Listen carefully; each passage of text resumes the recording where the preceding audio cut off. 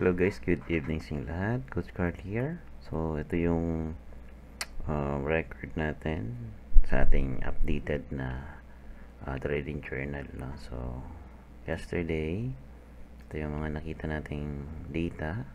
And as of now, yung current scoring natin ay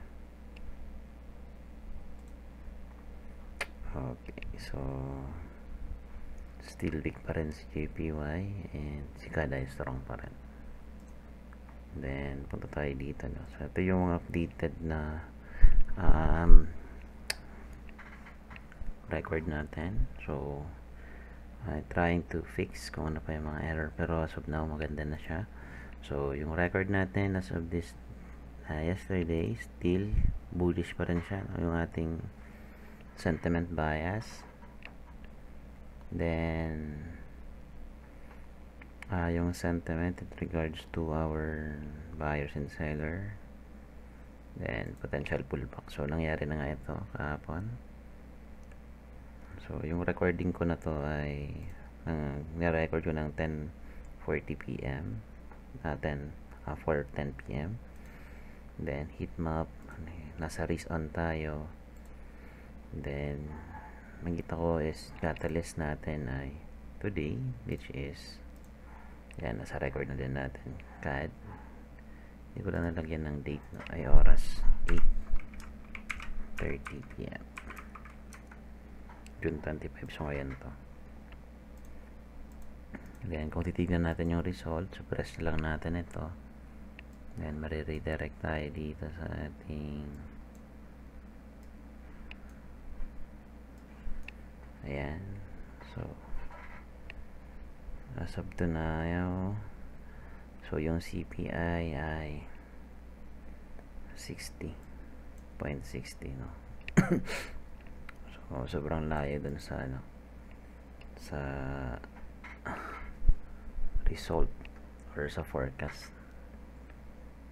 So pataas pa rin ang pataas yung inflation. Ibig sabihin ito ay still holding pa rin, no, yung ating interest rate, no? So pag tinignan kasi natin yung data, if yung forecast nila is from 50.5 to 30, ibig sabihin na to is they're looking forward na ma-meet yung nila mandate, no, na mapababa yung inflation. Pero yung data is good ito para sa currency but not good for the GDP, no, then the other matters ng economy nila. Okay, so ayan. So titignan natin dito 0.60%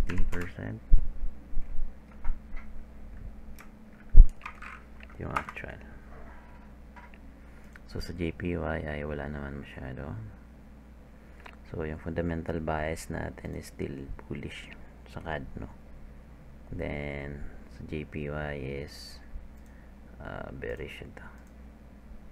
So sa intermarket, so hawkish pa rin sila, and then expansion, then bullish. Then si JPY is hawkish yung interest rate nila, pero in terms of GDP and etc. is bearish siya. Then nakita na tayo dito ng SND, imbalance, BUS, SNR, and FIBO. So which is nandito siya. Ito yung record natin yesterday. Then ito na yung after, no, i-record natin yung after. So CAD JPY, no, ito siya. So paano na ko ito i-record? Isi-save ko lang ito, screenshot ko lang yan, tapos save ko doon. So hindi ako pwede mag-record kasi ginagamit ko yung screen. Try kong gamitin yung screen recorder nito. But now, so yun na yung after. Then technical analysis kung ano yung ano natin dito. Then yung updated natin, pwede natin itong baguhin. So ito yung updated ng ano. So sa average ako tumitingin 10:46 PM yesterday, but now ay Okay. 6.1 by 3.4. Pero kung titignan natin yung day 1 is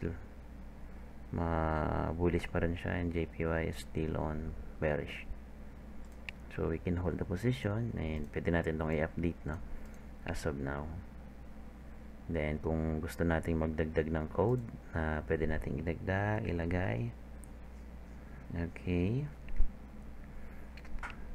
Okay, dito tayo ay alright. So hindi ko pala dito na ilagay ay yung code, no, sa technical analysis. So dapat ko palang idagdag dito kung ano yung gagamitin natin na code. Sample GP1 and GP2. So i-insert ko lang yan dito sa part na to. Then sa part dito, sample meron kang GP1 dito. Then pwede kang maglagay ng GP5.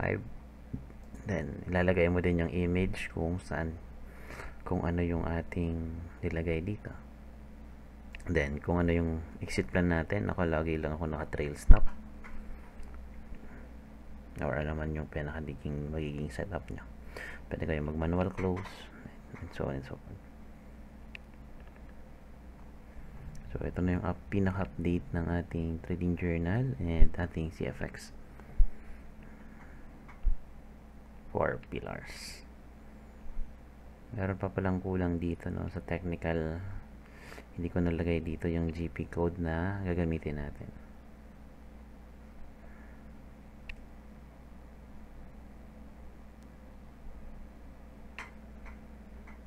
Yan lang.